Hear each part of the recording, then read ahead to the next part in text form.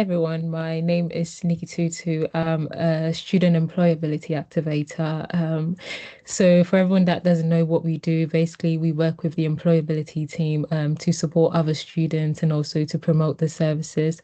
And today I am very lucky to be joined in by Sarah. She'll introduce herself now.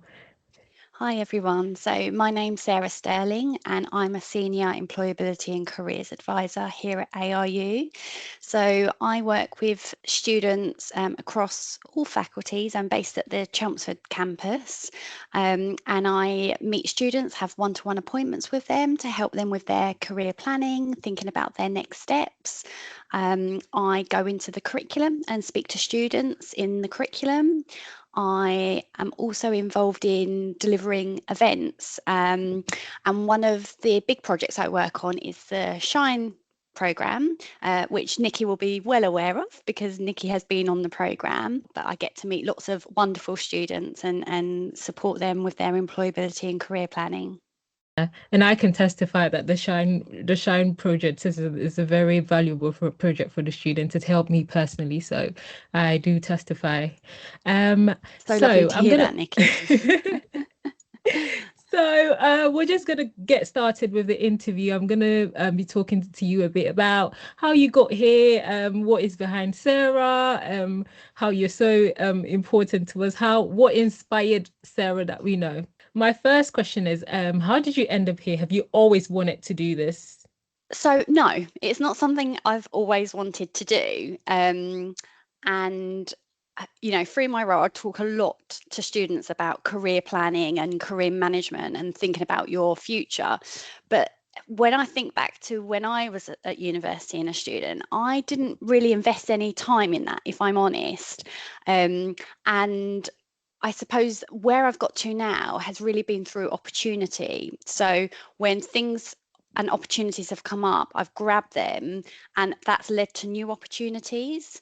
So I always knew I wanted a job where I was working with people. My undergraduate degree was in psychology, and I knew I wanted to do something linked to that, but I wasn't quite sure what. So I did some volunteering, and within the volunteering, I was working with children and young people, and that really opened up my eyes to the different things going on for young people, kind of support systems in place, looking at different services that work with children and young people. Um, and then through that and through working with different organisations through my volunteering, I got talking to somebody who worked for a careers organisation at the time. And they were telling me a bit about their role and what they did, and I thought it sounded really interesting. And we met quite a lot at various meetings. And then an opportunity came up. And because I'd been working with this organisation and been asking questions and got to know different people, I suppose I felt more prepared when I went for my interview because I felt like I had a bit of an understanding of what the organisation was about and their vision and values. And that's how I got my first job in careers, but it was in schools and colleges. Um, and then through that, I got an opportunity to do my postgraduate diploma in careers guidance, which was a great opportunity for me to train in guidance. Um, and then from there, again, it was about networking and opportunity. So I met more people, and the more people that I met who were in a related area, the more opportunities came up. And, I've worked in lots of different schools. I've been self-employed. I've worked for private organisations. I've worked for the local authority. And then I decided to go into higher education. And it was such a great move going into higher education because you get to meet so many different people who have got different purposes of being here. And since being in higher education, there have been just so many students that I've worked with and have seen them progress into, great jobs.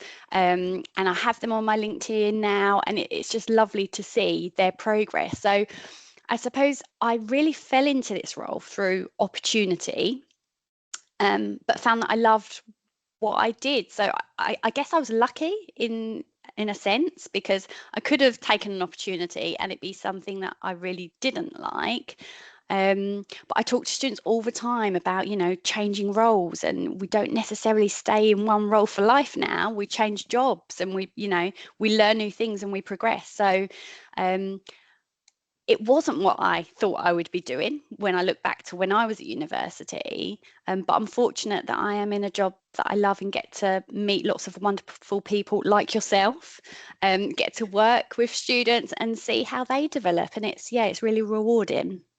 Wow, wow, this is really amazing. Like, as well as hearing about you and how you got here, this has been as well inspiring as well. So I think everyone that's going to be listening is going to be inspired. Me personally, I've been inspired by you so many times. Like, I didn't get into this university thinking I'll be talking to students, doing interviews. Like, if you told me in my first year I was going to be doing this, I'll tell you there's no way this would happen. But yeah, as Which is well as hearing, amazing. it It is really really is. amazing. And, Like, that's testament to you and everything that you've got involved in.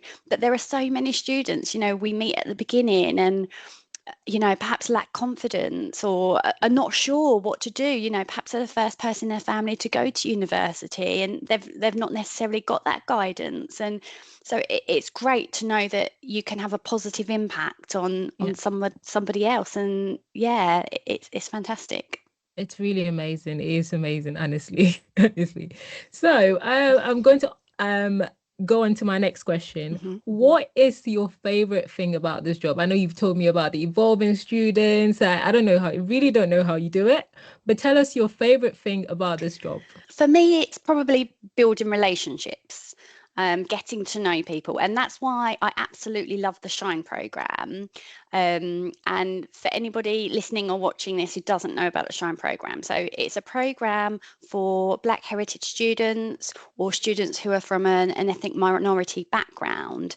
And it's to support them with their employability and their career management and planning.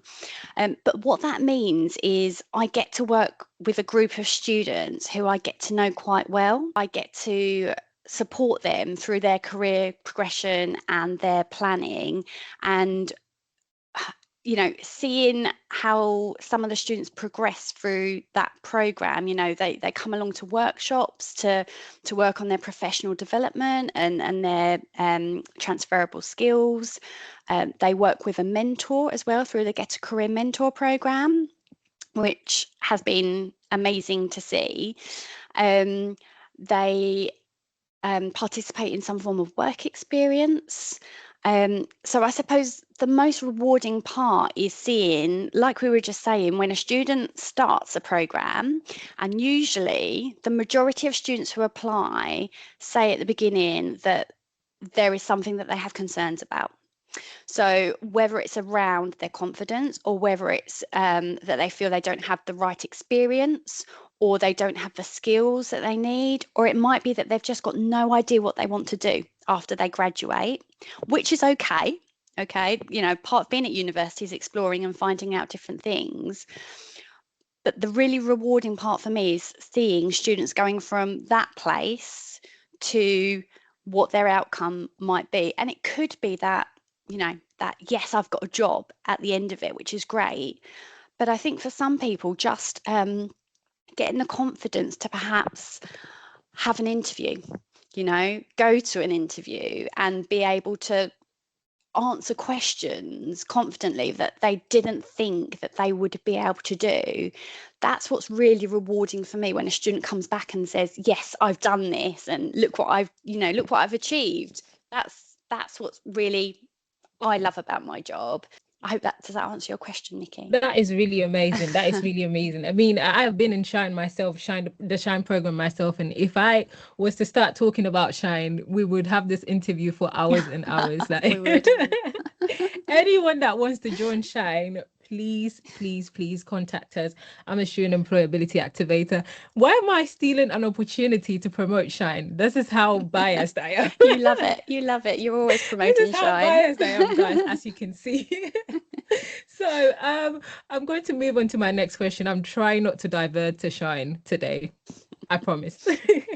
So, what is the biggest thing that you would advise any student that wants to build up their employability skills to avoid? What is the biggest thing to avoid while building your employability skills? Like, for instance, a student who's just started um, um, to build their skills, a student who's just watched this video and in being inspired. Like, what is the biggest thing to avoid?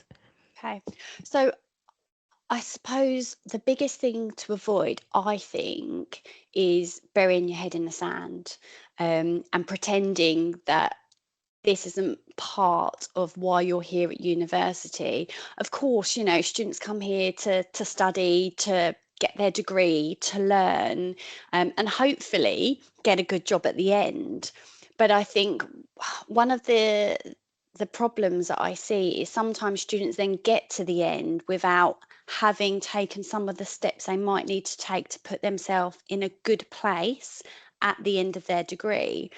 So I think when students are allocated a personal development tutor, so build relationships with that tutor so that you know who your tutor is, who you can go to when you have questions and you need support with something. They can direct you to the right services within the university. And I think if a student is avoiding making contact with people that can help them, that could potentially be a real barrier for them to move forward anywhere at university.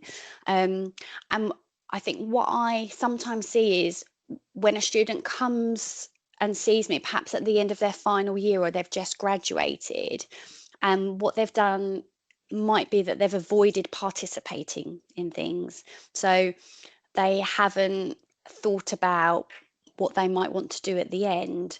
They've not used the careers resources that we have to start exploring what could I do with my degree, or they've not taken part in work experience, or they've not had a part-time job, or they've not been part of a society. So there are lots of different things that you can do whilst you're at university to upskill yourself. And I understand people have got different commitments. So it might be, if somebody has a family, they don't have the time to take on an additional job or do some extra volunteering or work experience. It doesn't work for everyone. But there are other ways that you can get involved, and it could be online work experience, it could be networking, it could be research. So there are lots of different things you can do to support your employability and your chance of success at the end of your degree in getting a job that you might want to do. So I think that that is one of the biggest things is avoidance generally with interactions, and not building up relationships with services and support of university is probably one of the biggest barriers for a lot of Totally, students. totally. Yeah, yeah, yeah. I mean, speaking about commitments, like I've done my undergrad in ALU and now doing my master's as well. And both my courses are very demanding, but trying to fit in things like employability skills has helped me. So it's more about time management. I'll put in there like a tip that people, if you wanted to do things like that, you can actually implement it. Time management, managing your time, and the employability service are very approachable as well. They can help you shape your employability skills. So that leads me nicely onto my next question, which is let's say I didn't know anything about employability service. I didn't hear anything about it. I have lived in the woods throughout my degree. Um, and I have just finished my degree and not done anything. Where do I start? Can I So come back to employability service after I finish uni? Can I come back and seek help, or where do I start? yeah, so absolutely. And that's a really good question to ask, Nikki, because there are lots of students who do graduate and get to that point and think, oh gosh, I need to do something. I need some help. It goes quick, it does. It does. It goes so quick, doesn't it? And Yeah. yeah, I can't believe you're doing your postgraduate, the time just goes. But yeah, absolutely. So students can continue to access the employability service after they graduate. So um, students can still have appointments with us and they can still attend our events for 3 years after they graduate. And all graduates of ARU will always have access to the Career Centre, which is our resource platform for students, and Handshake as well. So we use the two platforms in the employability service. So what students need to be mindful of is if they're in their final year of studies, what they can do is they can add their personal email to their Career Centre profile and also their Handshake profile. So what that means is once they've graduated and they lose their university email account, so that's how ordinarily they would log in, they will still be able to access those platforms using their personal email accounts. And we have some guidance on that, and we can share that with students. But I think that's a really important thing for final year students and graduates to be aware of, is that they can Absolutely. still access those platforms. And then that means all of the resources that are on Career Centre, they can still access. They can Right. still view all the jobs on Handshake. They can view our events, our resources. So there is still support for graduates after they have finished. And something else that we really love is when students do graduate, particularly if they have got a job or they're going on and progressing in their career, we love them to come back and work with our current students, like to mentor students as well.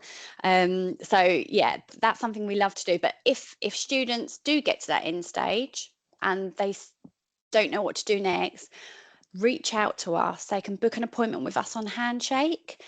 We have a drop-in at our Cambridge and Chelmsford campus, Monday to Friday, 11 until 2. We have a drop-in at Writtle on Tuesdays and Thursdays, and we have a drop-in at Peterborough on Tuesdays and Thursdays as well. So there are different ways that students and graduates can reach out to us. And I think often when I ask students and I say, why haven't you contacted us before? And quite often the answer is, well, I didn't know what I wanted to do. And I hear it's so common. And I think sometimes people think that they can only get help from us if they've got an idea about what they want to do. But that's what we're here for, is to support students who don't know what they want to do, as well as those who do know or have an idea and just want that support along the way. So the service is here for all students and graduates. And yeah, if they could take that step and reach out to us, they'd get a very welcoming response from us. Definitely, definitely, definitely. So as you've said about people, the graduates, now we're going to talk about students who have just come into the uni. At what point would you recommend someone starts building their employability skills? Because, for instance, a first year student has just come into the uni, they're just trying to find their way, they're Mhm. just trying to navigate through Canvas, leaving home for the first time. When do you recommend when do you recommend for students to start their building employability skills? Yeah, so that's a really great question as well. And you're absolutely right.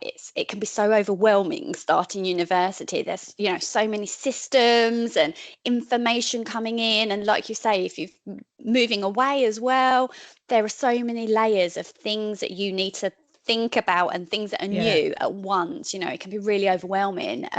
So we appreciate that it's not always at the forefront of students' minds when they're joining university. But I would recommend as early as possible. So we say, from when you start really. And that might be a student starting university, and it could be the first thing they need to do is get a bit more income and get a part-time job. And we would direct students to ARU temps, because that's where students can find temporary and part-time employment on campus as well as off campus. So it's really difficult to get that balance right about when, how much people are juggling at the time. But we would say in your first year, students should be aware of the employability service, should start to explore the events and activities that we have, and are aware of the career centre so that they can go on, access resources themselves. It might be that, they want to update their CV. It might be the first time they're creating a CV. So there are lots of resources on there. And what I would suggest to students is, if they're unsure and don't know where to start in their first year, just come and see us and we can help to put a bit of an action plan in place for them. And that can be really informal, or it can be more formal. It depends what they want from it, really. But I would say certainly in students' first years, you know, having a look at work experience and volunteering, join societies. You know, you learn so much from being in a society. You can take on responsibilities within a society. You get to know people. You start to develop your network. So the earlier the better, from my perspective. And I always see it as, use that first year to explore. Use that second year to start thinking about your development. You know, what do you need to learn? What do you need to improve? What do you want to improve? So that you're ready when you get to your final year to start applying for those graduate jobs. So you can form it as a bit of a process, and the more time you give to that process, the easier it becomes. So Yeah. if you wait to the end, you have a very short period of time to do all of that stuff. Whereas if you spread it out across the 3 years, it becomes much more manageable. I mean, this is yeah, that's amazing. That's good for everyone that is just starting, everyone that's just trying to find their feet. And for ARU terms, those who haven't heard about it, there's something for everyone. You can go from working to the gym to being a teaching assistant to be anything you want to be on there. As long as it's there, you can apply and interview for it, anything really. And you get paid good money for that as well. So people, please check it out if you haven't. So my next and final question is, so would you please share with us your most inspiring story of a student that you would never forget? Your most inspiring success story that you would never forget in this career? I know there's Okay. loads of it, there's like hundreds of it, but just one that you would never forget. Yeah, it's really difficult. I've worked with so many students, and yeah, I've seen some amazing things. And um, you are certainly going to be one of my examples. And I'll definitely be asking you to come back and speak to students when when you're working. Um, but I suppose if I was to pick one example, It may be a um, hard one. yeah, it is a hard one. But I think there was a student that I worked with on the Shine programme. And as you will be aware, we meet with every student who joins the Shine programme to find out a little bit more about them at the start, why they've joined the programme, what their goals are, how we can support them with that. And this particular student that I met, he really lacked confidence. And he had told me that he had applied for some jobs, but didn't get any jobs because he didn't go to any of the interviews.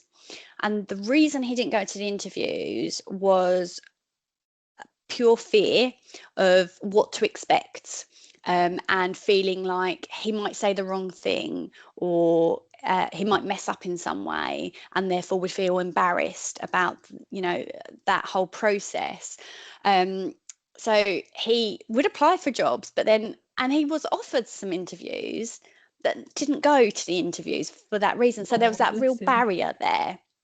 And he worked with us on the Shine programme, and he came along to all the workshops, got lots of advice from different speakers and guest speakers.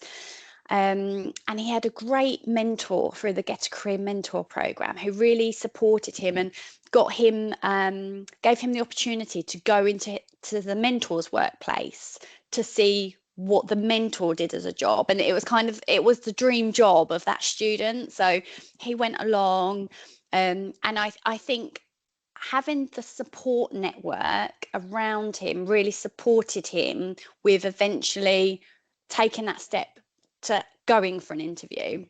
And he had a few, and eventually he got a job, the job he wanted for after he graduated. And this student has graduated now. They left a couple of years ago, But what has been really lovely is to see that student who went from being so nervous and having like that genuine fear of going for an interview to getting the job that he really wanted, but also seeing now that that student is still in contact with his mentor, and they meet up socially now. Mm. So it's just so lovely to see the journey of that student, but it's also had an impact on the mentor as well. So the mentor has gained a lot from going through that process.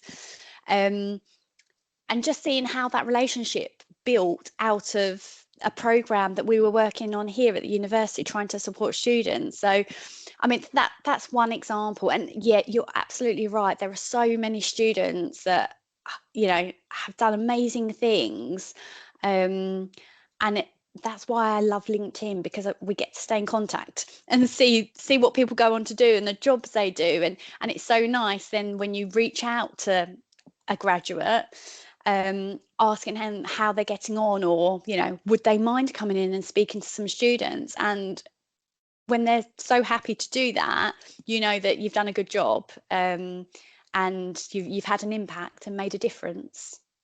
I mean, this is incredibly amazing, and it's a nice and touching story to hear about. You probably testified to my stories, telling you being scared of everything, thinking I'm not enough, thinking what I'm doing, I need to do more and all of that. And literally, I'd have a meeting with you or Katie and then finish the meeting and I'll feel like I can fight the whole world and win. Like Oh, I just will and feel that's like I exactly what can you've do done. anything in the world. So it's really amazing. It's really amazing. As well as interviewing you, I've learned a thing or two as well, which I'm going to be putting in my job, my uni, everything, helping other students with it. So thank you so much for coming. This has been Thank truly you. amazing, and I would love to have you again. Oh, I'd love to be there. Can I ask you a question, actually, Nikki? I know this Please is something do. putting you on the spot, but I Please do. I love suppose that. yeah, from your point of view, like, if you had your time again, going back to your first year, Mhm. is there anything that you would have done differently? Right. In my first year. Well, what I would have done is I would have started early because as I joined the employability team, I met people, other students, obviously who had started in their first year. I was in second year when I started, probably the end of second year or something when I started, and I enjoyed it so much. And I didn't think there was something like that in the beginning. I didn't think there was something like that again. I thought I would be like I enjoyed it so much. I thought, why didn't I do this earlier? This has been there all the time. Like, and some one thing that I picked up is some courses that I didn't even know existed at all in my life. But talking to other students, making relationships with them, giving them my LinkedIn, taking their LinkedIn, connecting with other amazing people. Like you just think, why didn't I do this earlier? What was I doing all this time in first year? Just being in my corner, being scared. I could have just done this. What's the worst that could happen? So that's what I wish I could have done in my first year. But all the same, it's been lovely. Like I enjoy every minute of working. It sometimes I feel like why am I even getting paid for it? Because I get so much engaged with it and I enjoy it so much. You guys are like my friends, like so nice, as well as working together. You guys being so way higher up than us. You're like colleagues, so approachable. So I really, really, really appreciate everything. Oh, that's well, it's lovely to hear, and it's yeah. I suppose I was just really interested, and yeah, that advice exactly the same as mine. Try to engage as early as you can, but like you say, sometimes there is so much going on at the same time, and I think sometimes it's people just don't know. People don't Yeah. know what is available, Mm. and maybe sometimes how easy it can be to access. Yeah. And once you know, it all becomes easier. Yes, yes, yeah. I didn't think I would be talking to students. I didn't think I would be attending conferences. And then now it's just all come. Now you're feeling like, oh, I'm important. I'm actually. You are It was- important, Nikki. You are. It's really helpful. So thank you for your job. You guys No, are doing an amazing job. thank you, Everything. Yeah, Nikki. I can't thank you guys enough. Thank you so much for coming No, today. Thank you. And thank you for Thank you. interviewing me and yeah, being a star. I really enjoyed it. I have really Me enjoyed too. it. Me too.